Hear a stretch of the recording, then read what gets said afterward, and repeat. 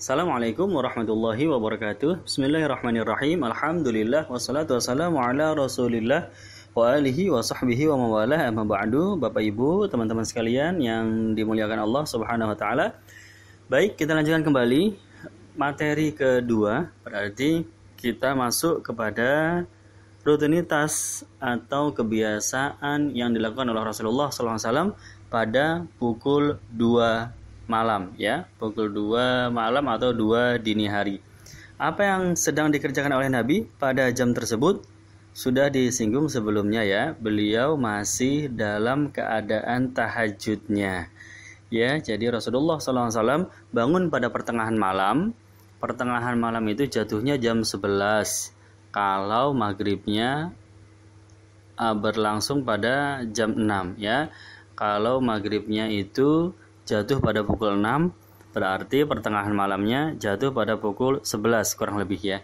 Maka Nabi bangun Shallallahu Alaihi Wasallam, kemudian mengerjakan sholat tahajud dari jam 11 sampai jam 12, kemudian masih mengerjakan sholat tahajud dari jam 12 sampai jam 1, dan kemudian beliau tetap saja masih mengerjakan tahajud dari jam 1 sampai jam 2, dan sekarang jam 2 beliau masih juga mengerjakan sholat tahajud sampai pukul 3 sallallahu alaihi wa alihi wa sahbihi wasallam. Jadi demikian pola tahajud Rasulullah sallallahu alaihi wasallam. Setiap malam beliau mengerjakan selama 4 jam, ya, dan dikerjakannya selama 4 jam tersebut dalam keadaan ke-4 jam 4 jamnya penuh kekhusyuan, penuh kesyahduan, ya. Terkadang berlinang air mata, ya. Diceritakan oleh salah seorang sahabat bahwa pada suatu malam melihat baginda Nabi SAW sholat malam, sholat tahajud, dan kemudian beliau menangis. Di saat sedang berdiri membaca surat, beliau menangis, dan lama sekali menangisnya, seolah-olah sampai mau datang fajar gitu, ya, seolah-olah nggak ruku-ruku karena menangisnya lama sekali dari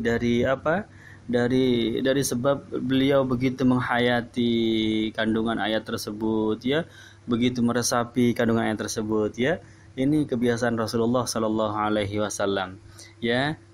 Manusia yang tidak pernah bosan untuk berdiri dalam rangka ibadah kepada Allah, berdiri untuk sholat, ya. Nggak heran Nabi mengatakan ju'ilat qurrata 'ain fi shalah, ya, ju'ilat qurrata 'ain fi shalah, ya, dijadikan bagiku sholat itu sebagai penghibur hatiku, ya. Jadi sholat itu yang menghibur Rasulullah Shallallahu Alaihi Wasallam, ya. Sholat malam itu hiburan hati, rekreasi hati, ya, wisata hati bagi Rasulullah SAW, karena beliau pagi, siang, ya, sore sibuk melayani kaum muslimin, ya, sibuk melayani kaum muslimin, sibuk mendidik umat, ya. Satu-satunya waktu yang sangat tenang, sangat sepi, ya, mau nggak mau di waktu malam, ya, beliau bertemu dengan Rabbnya, bermunajat kepada Allah Subhanahu wa taala.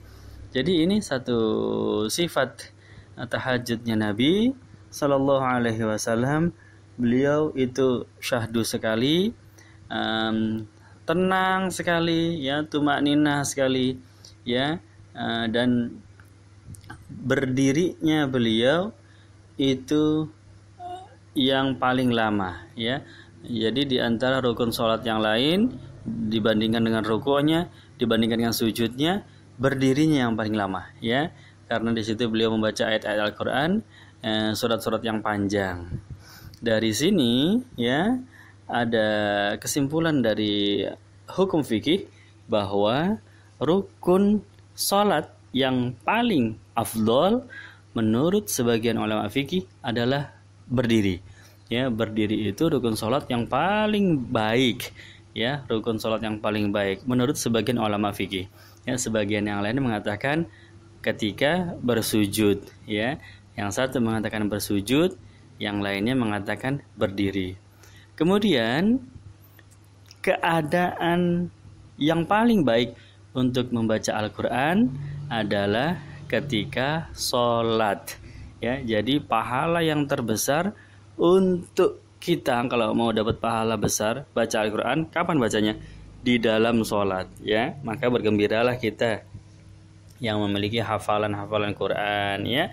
Mungkin nggak terlalu banyak, tapi dibacanya di dalam sholat, yaitu tempat yang paling afdol, yang pahalanya paling besar, ya. Begitu.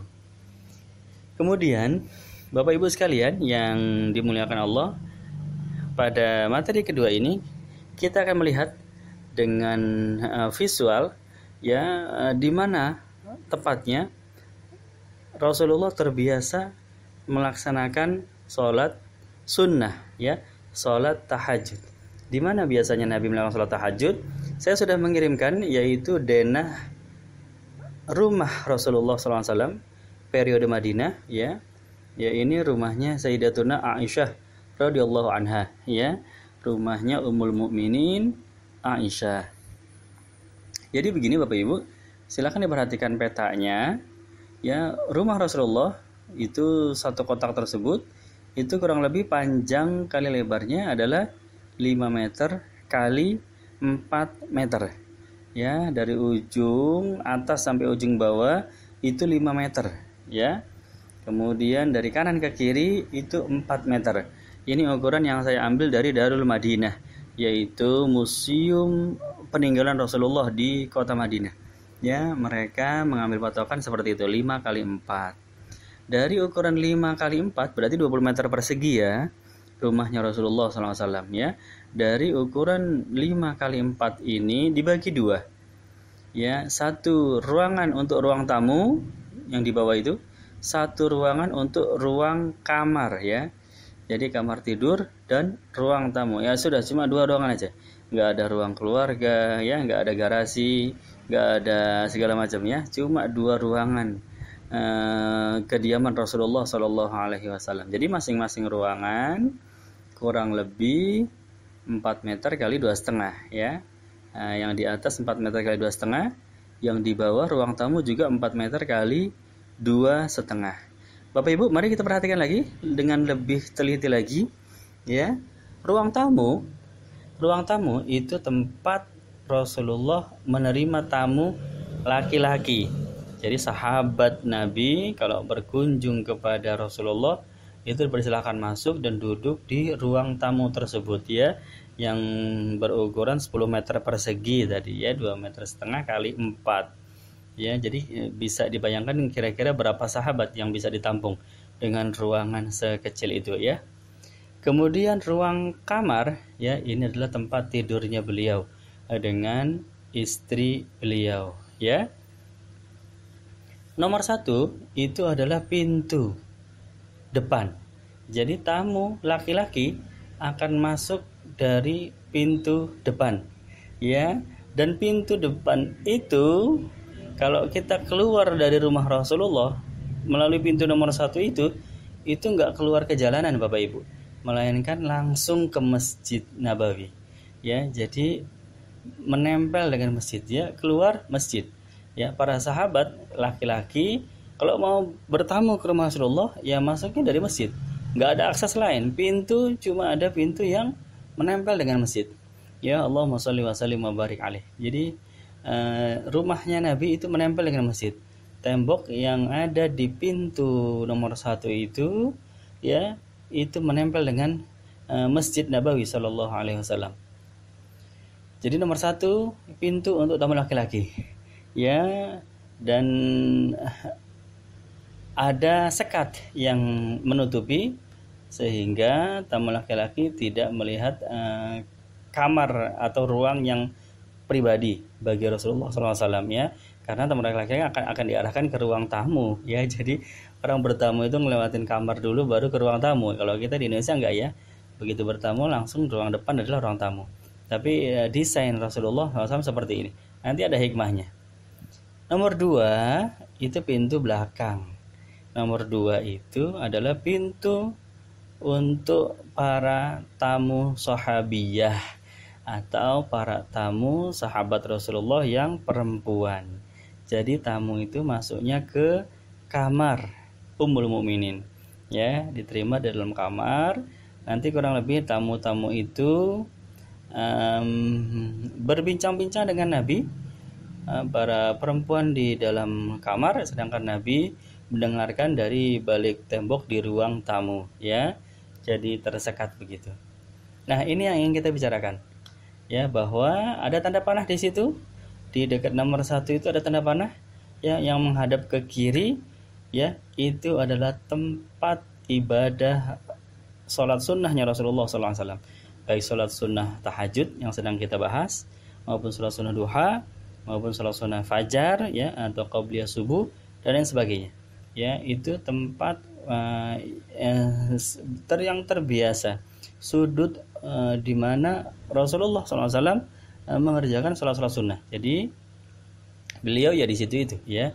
Kalau di rumahnya Sayyidatuna Aisyah, maka di situ pula tempat ketika Rasulullah sakit sampai menemui daripada wafatnya.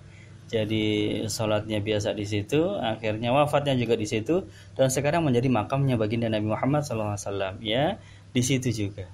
Ya, itu tanda panah menunjukkan arah kiblat. Arah kiblatnya ke arah kiri, ya, kalau dari gambar kita.